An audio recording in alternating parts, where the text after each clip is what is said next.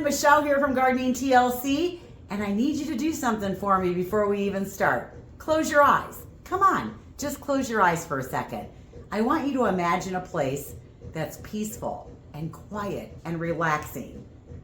It's in the shade, and you can hear the sounds of nature. You can feel the breeze on your face. Oh yeah, wouldn't you like to have one of those spots in your yard? Then don't miss out on today's video because we are going to create a design and I'm going to take you step by step of a cozy nook that you could tuck away in the shade somewhere on your property. So come along today and let's check it out. I think cozy nooks are the perfect place to go outside and enjoy nature, read a book, have a glass of wine, unwind at the end of the day. You know, it's really important in today's world that we take a moment just to stop and relax and reflect. And I think that is so healthy as a person to do at the end of a hard day, is just to take a moment for yourself. Even if it's just 5 minutes to sit there and maybe have a cup of water or a glass of wine, or maybe you can go out there for a little while and read a book. I think that creating these cozy nooks in your property is just a great way to find a space to do that outside. Personally, I think a cozy nook is going to get used if it's in the shade. I think if it's in the middle of the yard or it's in hot blazing sun, you might create it and it might be beautiful, but will you really go out there and use it? So I always have a tendency to look for those spots where I'm going to sit, whether it's in the morning or it's when I get home from work, because those are the two times that I really like to sit out in my areas. Where is that going to be? I always look for a shaded area. Now, this design can be adapted to a lot of different areas, a lot of different things. We're using a case study where I actually just created it in front of a screened-in porch. But you could tuck this away in front of trees or in front of woods or in front of an arborvitae row. You could tuck it someplace on your property, whether it's close to the door and you want it right there on your patio or close to it, or it's a little further away and it's tucked off someplace where it can be really private and away. I think that this design works for all of those situations. I've kept it very simple, very easy to maintain, because the whole goal of the garden is so that you can go out there and enjoy it without having a whole bunch of work. Now, there is one thing that you do have to have in this design. It's a place to sit down. You need to have a bench or some kind of seating area, whether it's a lounger, it's an Adirondack chair, or even if it's just a lawn chair that you want to put out there with a little table. You got to have some place to sit down. Now, I've created this design around a bench, and I think that any piece of furniture that you already have or you find one that you like will work. I think the biggest thing is it's got to be comfortable and you got to want to sit in it. Now, I will give you a word of caution. If you are designing this and it's going to be far away from your house because you want to tuck it away, I would probably try to find furniture that doesn't require cushions, because you're not going to want to run all the way out and all the way back and all the way out and all the way back every time there's a rainstorm to keep your cushions dry.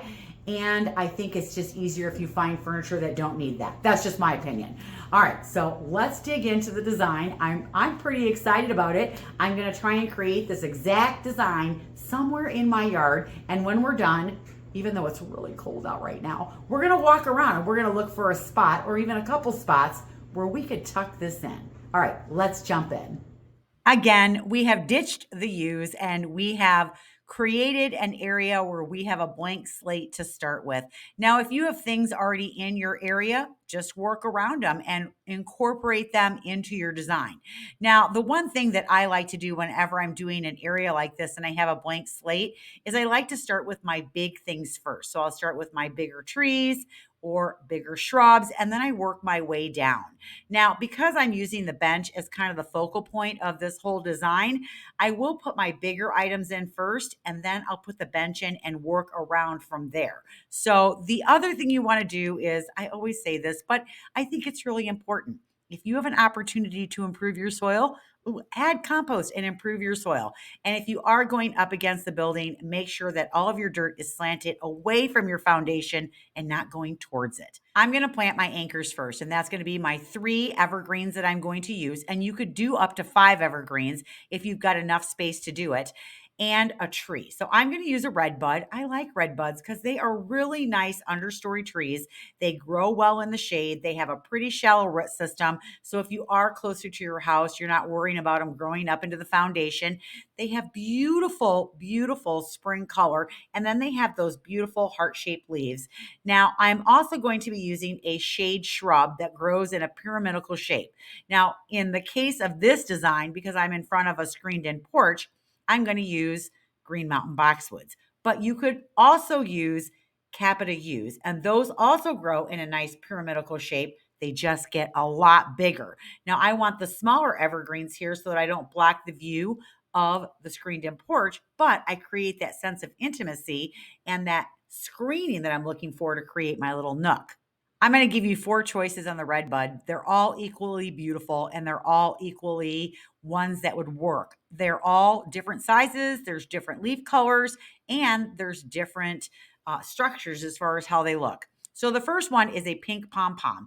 This one grows in zone 5 through 8, gets 15 to 20 feet tall, 20 to 25 feet wide. So this is kind of a wide tree.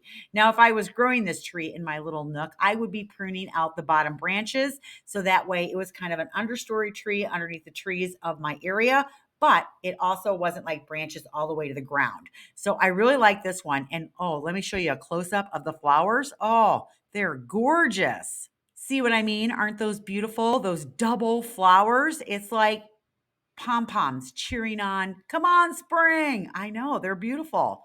You got to love red buds because they get their flowers before they get their leaves.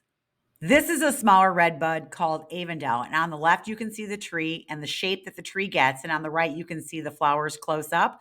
This one grows in zone 5 through 9. So a little bit further south with this one, 10 to 12 feet tall and wide. So this one kind of grows up in a vase shape like this. And the leaves on this one are green, but they have a beautiful heart shape. The other reason I like red buds is because they do grow in a lot of different soil conditions. I've grown them in great soil and I've grown them in heavy clay, and they've done really well. Next is the Ace of Hearts, also growing in zone 5 through 9.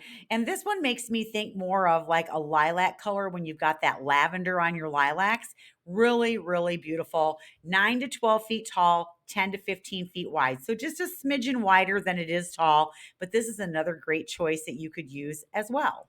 Coming in at number 4 is a taller red bud. This one getting 15 to 20 feet tall, 20 to 25 feet wide. This one is the Forest Pansy red bud, and it's really beautiful. It gets those beautiful purple lavender flowers on it, just totally loaded, but then it gets a maroon foliage on it.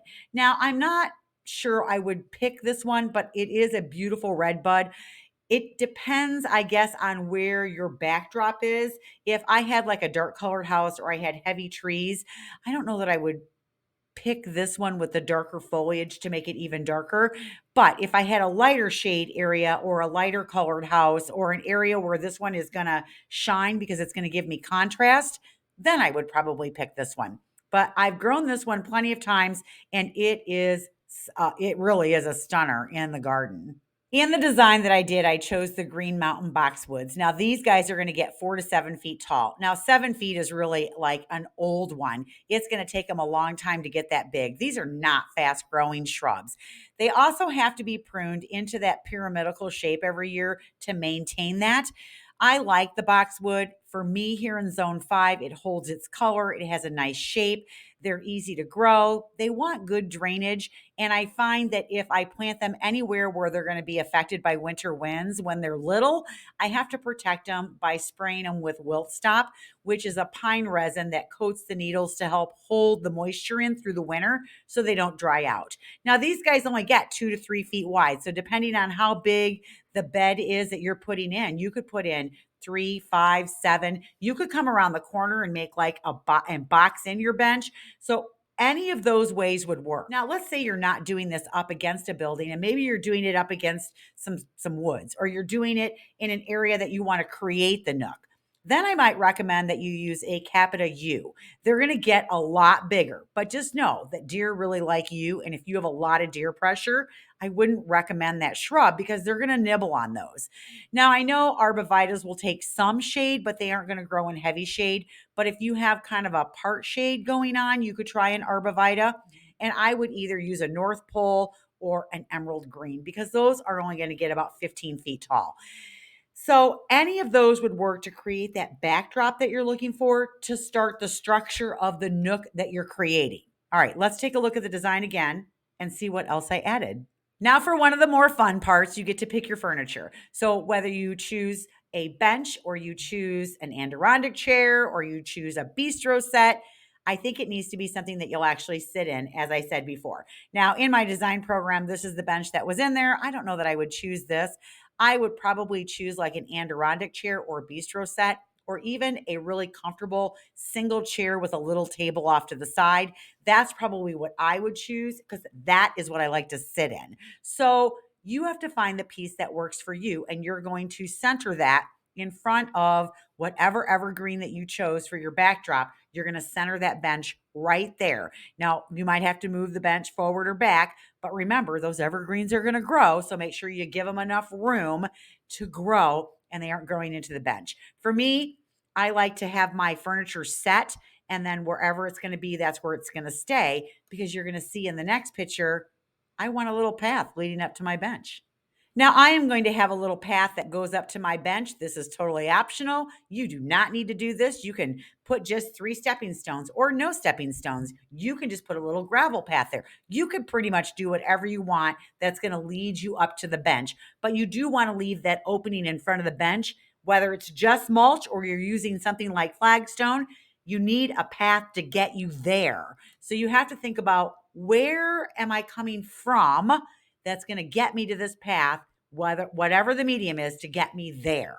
So that's the next piece that I put in, so I can figure out what direction my path is coming from, and I'm going to lead it up to the bench. And then I'm also going to add a boulder in there, and I just like them to break up the area to give me some interest. So I'm going to find some kind of fractured boulder that I like, and I'm going to add it to the area that I'm going to create everything else around. I always think about, when am I actually going to go out there and sit in this nook? Am I going to do it when it's 95 degrees outside? Probably not. I'm probably going to sit in it more in the spring, more in the fall, more in the evenings. So I want to make sure that whatever I put out there, one, is pleasing to the eye, but I also want something that I can smell. And so I know springtime will be one of the times that I actually go out there, when that red bud is blooming and it's getting ready to change into its beautiful leaves. So I've added a viburnum, and I've added a Korean spice viburnum because they smell so good.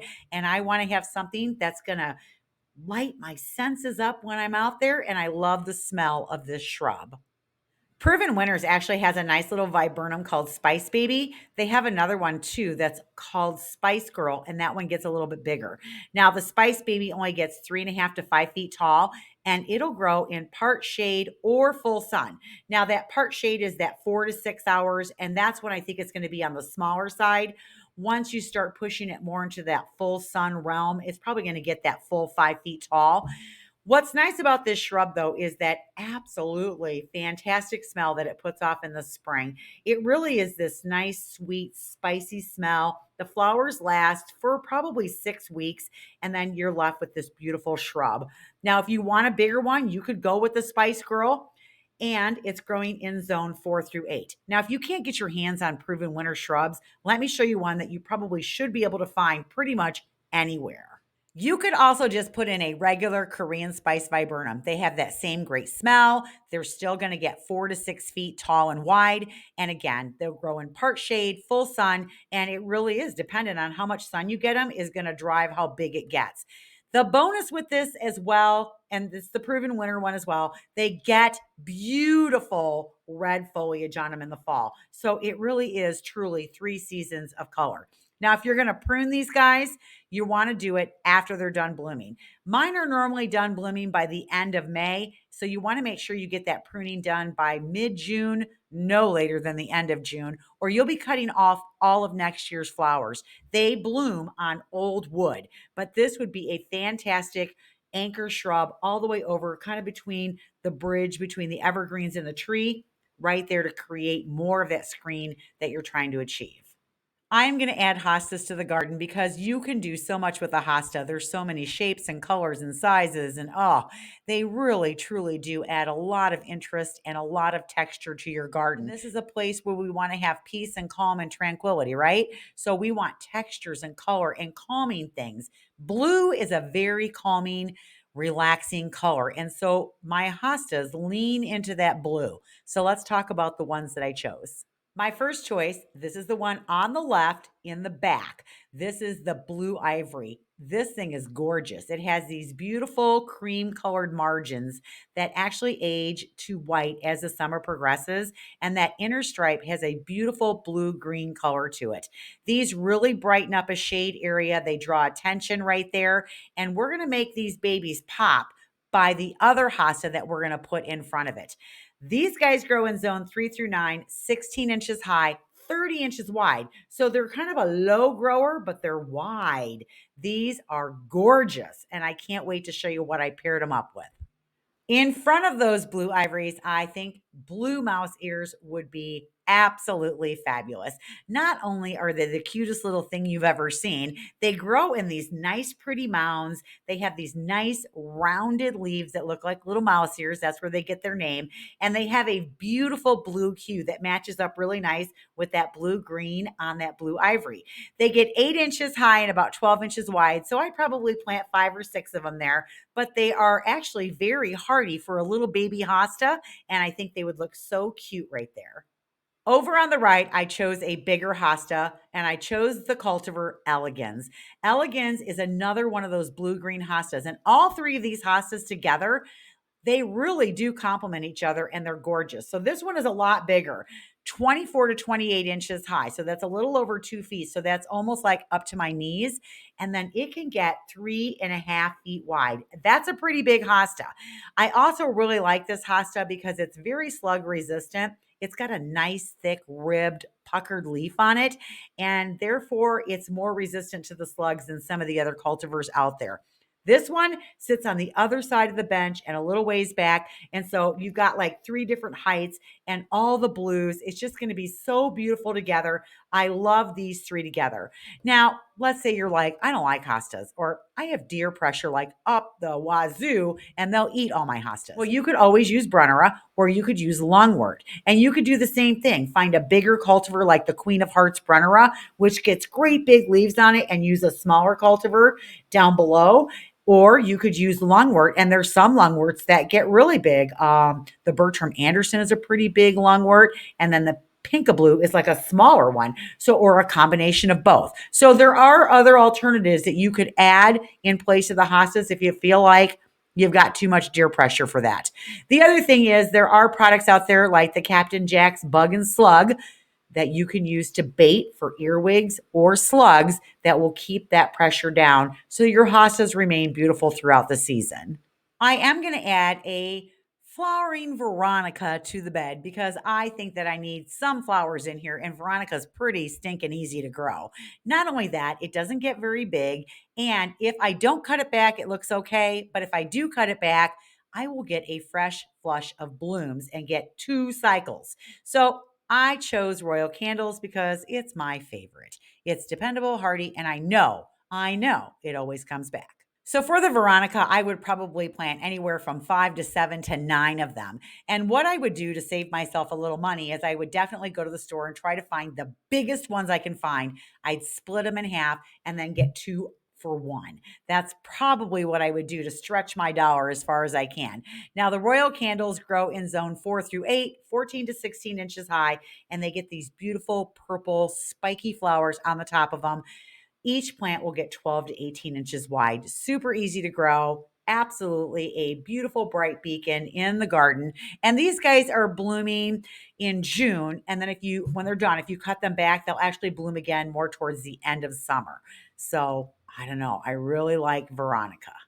Over on the right, I want to add some more beautiful textured plants that are easy to grow. And I've chosen Japanese painted ferns. Let's take a look at 2 different varieties that you could try. I have chosen Japanese ferns because 1, they're easy to grow, and 2, they're really beautiful and add some great texture to the garden. There are so many different colors in a Japanese painted fern. You have gray and silver and pink. a little bit of burgundy, green. I mean, they all mix together on this plant to make this beautiful color, and then the texture is fabulous. Now, I cut mine back every year, but I've read that you're supposed to not do that, and you're supposed to wait till like 6 inches of new growth comes up in the spring and then cut them back.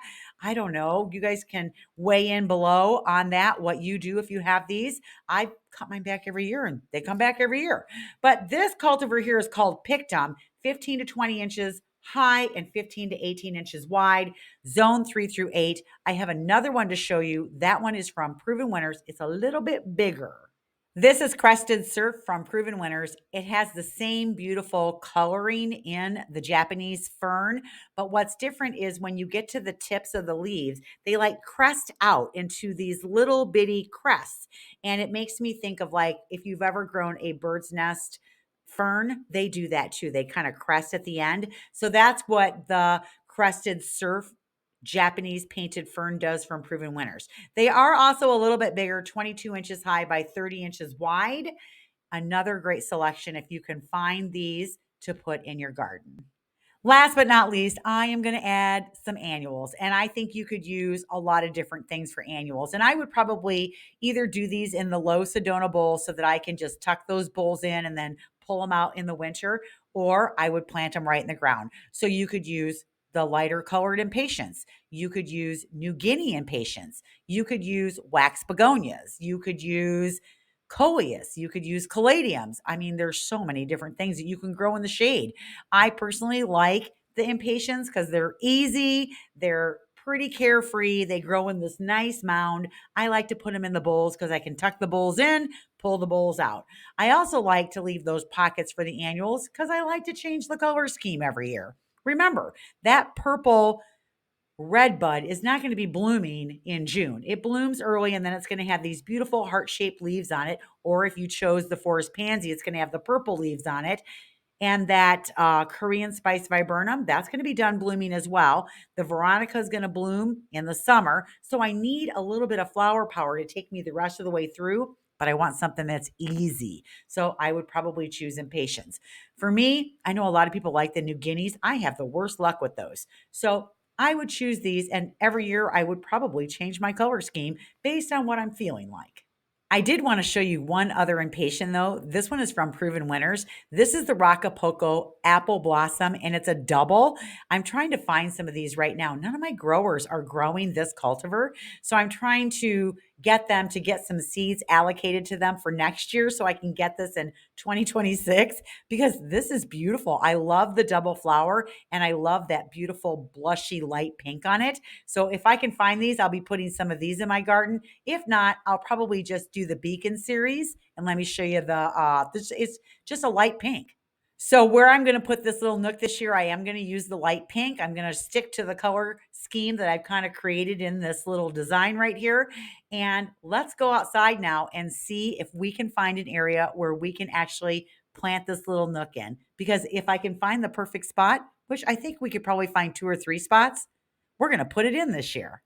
All right, here's the design one more time. I'm going to run up to my office. I'm going to print a picture of it so that we can walk around with it and kind of hold it up in different places and take a look at it and see where we want to put this. Because I don't have to have the screened in porch as my backdrop. I can have whatever I find as my backdrop. All right, let's go do that. Holy cow, I must love you guys because it's like 6 degrees out here, which is a wind chill of -12. Okay, we're going to do this as fast as we can. All right, so we are going to try and find this area somewhere out here in my yard. I kind of have an idea of a couple places it could go already, so it's not like I have to hunt for it. All right, so let's go down here first. I'm going to turn the camera a little bit. See, I have this tree down here, and underneath this tree, the bare spot just keeps getting bigger and bigger and bigger because it's a maple. And when I first moved in, I was seeding it every year, and then I kind of quit doing it because I knew eventually my garden would go in that direction. But I do think using the arborvitaes and the arc right here on the other side of the tree would be a great place to put this. Let's go look. To get some perception, this is my backyard. Here's my porch. Here's, the back garden area. But eventually what's going to happen is this garden area, I'm going to end up creating something all through here, so that I soften up the line of these arborvitaes and plant in front of them. But as you can see here, I've got this, this big ugly patch. So I'm thinking I want to put that little nook like right there because I want to end the garden at some point. And this would be a good way to bridge the garden around and create the path that goes like through here and it goes over there, but then see it goes all the way to the other side of the house. So eventually it would connect all the beds together. This would be all landscaped. And this would be my little nook right there. So let me hold that up so you can see what that would look like. So here's our little space. Not only that, it would also help to start making that screen to block out the road. All right, so let's hold it up if I can get it to hold up. All right, there we go. What do you think of that? Like right there. Yeah, I'd have to use the smaller red bud as an understory tree. And I'd probably have to prune up some of the branches on this tree, which that would be okay. I think that would actually do really well. And maybe instead of using the boxwoods, I would use the Capita Yews. Okay, there's one spot. I think that could work. Let's look for another one. I do think another spot would be as I'm ending this path. See how the path just ends and goes into the yard? Now I have those pile of pallets there because those are going over to the she shed. And I drug them over here and made a pile of them and just... they've been sitting there for a couple weeks and I got to get them moved. But I think right here is another spot where you could put this little nook. Okay, so let's hold it up. What do you think? The little nook could go right there. Yeah, I do think that that could go right there. I still have the path that goes over to the other property. And this is the berm that we're going to be developing into a mixed border later in the year. And then I don't know if I'll get to this one this year or not. I do know I want to get the little nook in so that it starts to grow. See, but I've already got the backdrop of the arborvitaes there. So I think that little nook would tuck in there and be really nice. And then while I'm in that nook and I'm looking at it, this would be my view. Let me turn it around. So now I'm sitting in my little nook, and when all of this is in bloom and everything's going on, see? And then what's going to happen is I'm going to be planting in front of this as well, and we're going to end up leaving just a small path in here with grass, but I'm going to probably bring the bed out to here, and so I'm going to back plant this with I don't know what yet, but I know I'm going to do that, and I'm going to swing it around to incorporate the tree, and then the path will go up and around. And I think that this would be another place that a nook could go, because look at my view.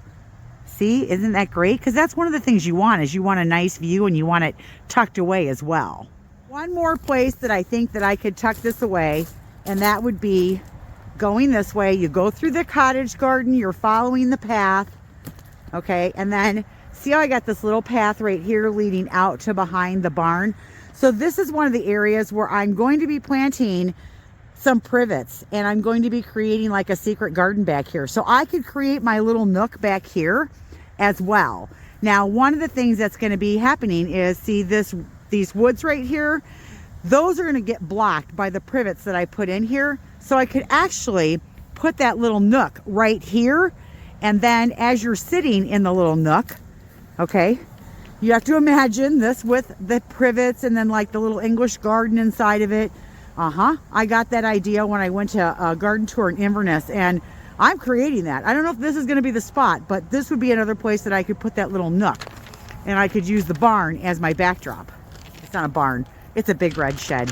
But what I would do, if I can get this paper to stand up straight, the wind is going to take it. Okay, so right there, that's where I would put my little nook. And this is in shade a lot. Now, in the summertime, this does get more sun, so I would have to probably plant some trees to create that shade or change out what I'm doing. But once everything grows in, you know, I could create that seating nook here. The big thing I have to ask myself is, would I come all the way back here and sit in it? I'd probably be more prone to sit in the one over by the back porch. Oh, it's so cold out here. Okay, that is all I have for today, you guys. I hope this inspired you to maybe think about creating a little nook at your house so that you can find some place to totally chill out. I know I need those places, and I need those moments where I can just, because my life is very busy and my brain just goes and goes and goes.